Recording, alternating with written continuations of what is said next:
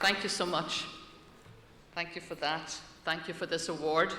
Brings me back to my native city, Belfast. I attended, whoops, I think I might have to move that slightly.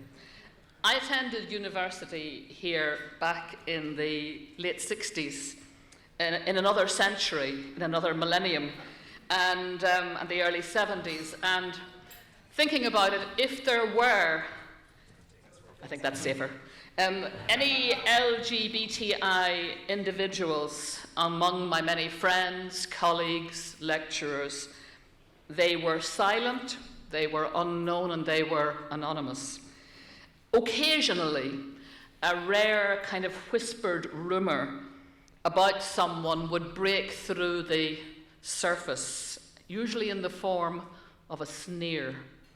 And I spent the summer of 1972 working in San Francisco on a J1 visa. And there I befriended my first experience of an openly gay man. He was hopelessly handsome. He was a huge disappointment to me. I was a heterosexual single woman,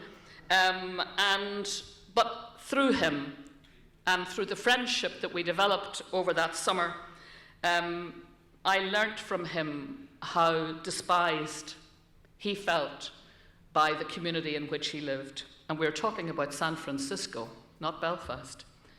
How he lived life in the shadows, how he knew dreadful levels of anxiety, of stress, the estrangement that he experienced from his family, and the awful aloneness that he felt in a world that pretended to know for certain that everyone was heterosexual.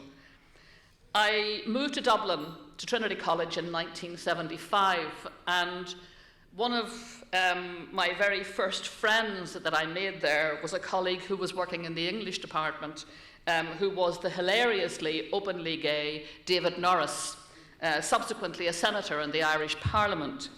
And he single-handedly kick-started the engine of human rights activism that led to the decriminalisation of homosexual acts between consenting males, and eventually, decades later, to the introduction of same-sex marriage in Ireland. It was a 40-year campaign. The work is far from over. It began with a gay-straight alliance back at the end of the 1970s. I was there around David's kitchen table when we formed the Campaign for Homosexual Law Reform.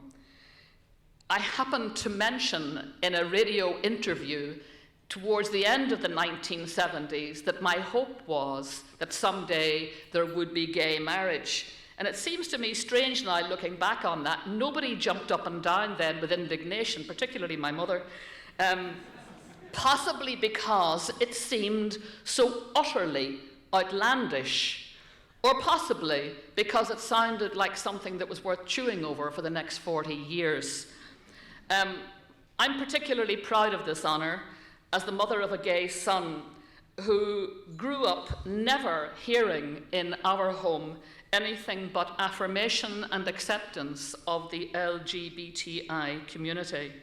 And yet, even with that, we as his parents, we could never insulate him from the outside world or protect it from a world contaminated by contempt.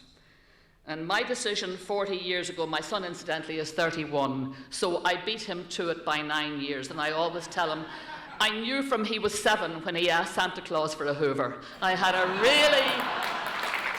funny feeling then, and I was proved to be correct. Particularly when 20 minutes into Santa Claus's Hoover, he came to his dad and I with big tears, as the videotape now shows, and said, Mum, my Hoover won't hoove. And that's possibly because it was Fisher-Price. And obviously a big disappointment to him on the day. But I was very proud when he and the team that he worked with in Dublin South East during the referendum campaign last year, when after work, night after night, and every weekend, Saturday and Sunday for weeks on end, they canvassed, they re-canvassed, they re-canvassed weeks on end, and they returned a 75% yes vote, bringing home to me the truth.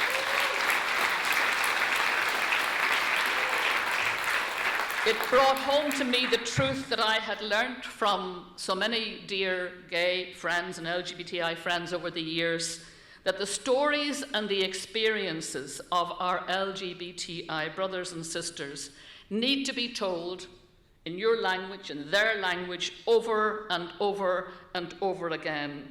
And in time, their integrity will open the hearts and the minds that need to open to fully bring down this edifice of homophobia that has been built over centuries on comfortable complacency, inherited tradition, and conviction. Back in the 1970s, the task of gay reformers was to get rid of laws that outlawed male homosexual acts. It's hard to believe, isn't it? And yet, that legal system that had been in place for so long, and isn't it wonderful to hear us talking about Turing's Law now, to see how with the rapid massification of education, of egalitarianism, and the advance of democracy, these laws, these attitudes that flourished where there was ignorance, oppression, elitist government, lack of education, they now melt away. Regrettably, however, similar laws, and worse, are used ruthlessly in other jurisdictions today, making life unbearable and unbearably difficult for so many of our LGBTI brothers and sisters all around the globe. So our success, the success, for example, that we have had in Ireland, the success that of those who are advocating Turing's Law, these things are important because others around the world need to know that we will not give up the fight, that we are part and parcel of an international effort to dismantle the architecture, the carefully constructed architecture of homophobia.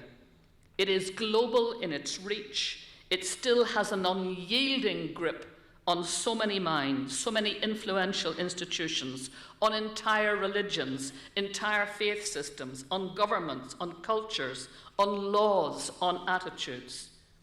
Even in the most accepting places, it can make life tough, can make life intolerable. In the least accepting, it can put lives on the line.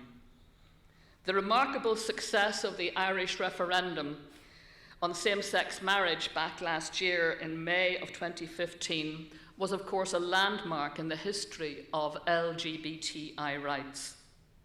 For me, as a Christian and as a member of the Roman Catholic denomination, it was, without a shadow of a doubt, the single most grace-filled moment I have ever experienced in my life. It seemed to me that pure decency, pure goodness, and pure love flooded the land.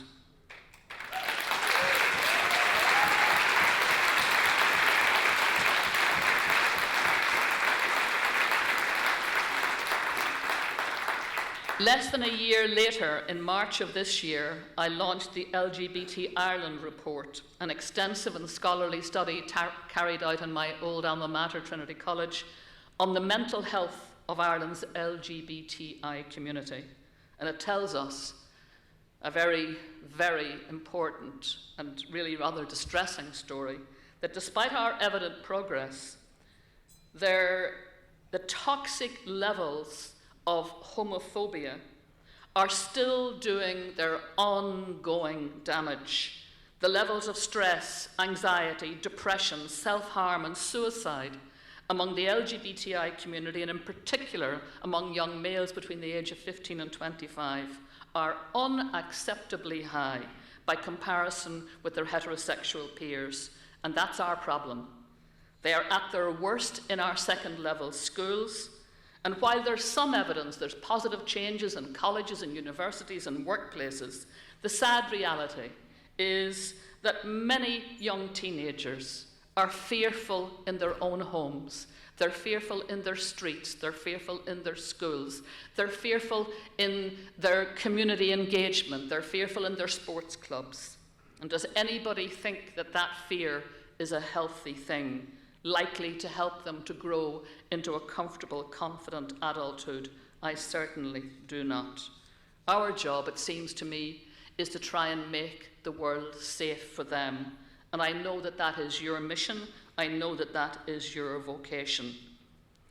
Regrettably, they are still vulnerable to being damaged by those who are mustering what I'm hoping and I believe to be the forces of a last stand resistance to LGBTI equality through laws that would push back the boundaries of the equality already achieved. That's one of our jobs now, is to stand our ground, to stand firm. I'm particularly worried about the kind of work that goes on quietly, insidiously, among those who assert that they love the sinner, hate the sin, that homosexuality is a treatable disorder, that there is one norm and that norm is heterosexual, and that they have a potion, a lotion, a treatment or a key that can turn everyone into the true nature that they alone have ascribed to them. I've met them. I've met the ministers, the priests, the amateur and professional psychologists, the psychiatrists, the doctors, the therapists, the politicians, the theologians who preach and practice this snake oil conversion or reparative therapy. They need to be challenged, because even as we're sitting here,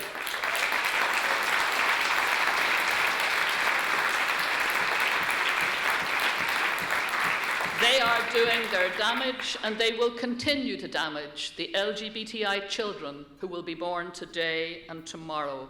Our job is to make sure that those children are not vulnerable in the way that past generations were.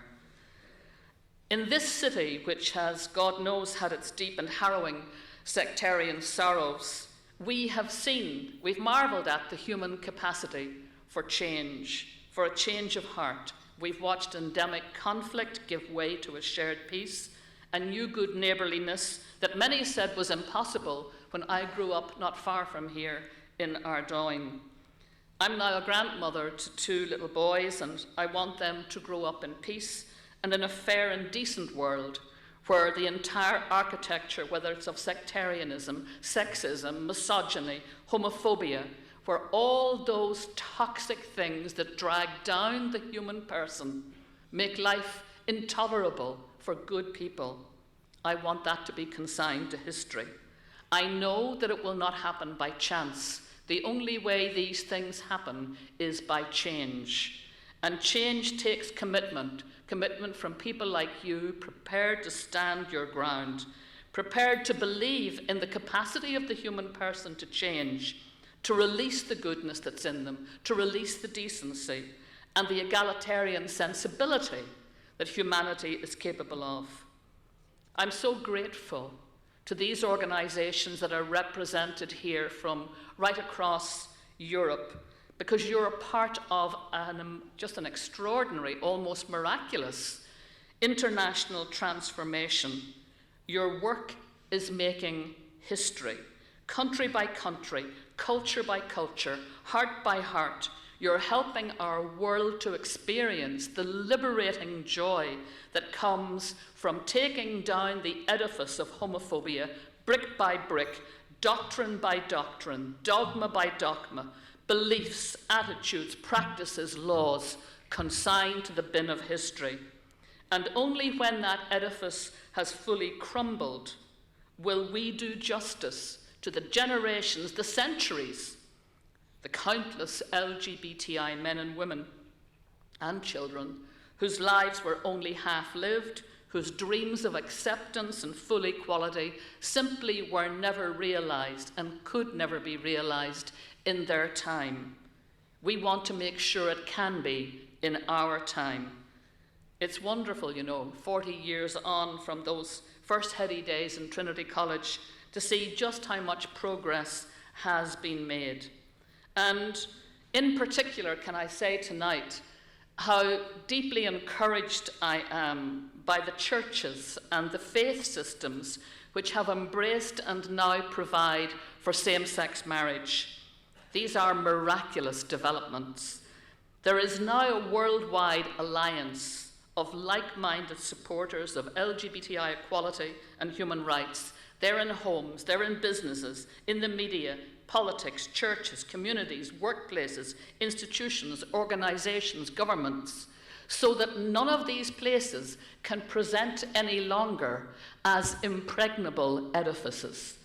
You know, the work of discourse, the work of debate is slowly taking down the architecture of homophobia.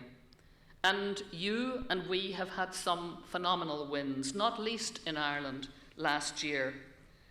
The sophistication of the campaigns, the effectiveness of the campaigns against the anti-LGBTI laws and practices are, I think, quite remarkable, using not just the advocacy skills, not just the stories of the individuals, but the very, very impressive economic clout, the social media clout, the political clout.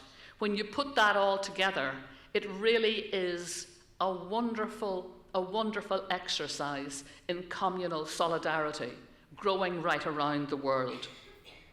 In the Irish language, we have a saying, Gurian birch boher, two shortens the road. By working with one another, by pairing with each other, matching with each other, finding organisations that share common purpose, common direction, common mission, working across borders, working across continents, we will shorten the road to that world liberated from these awful inherited trenches of tradition and harsh conviction.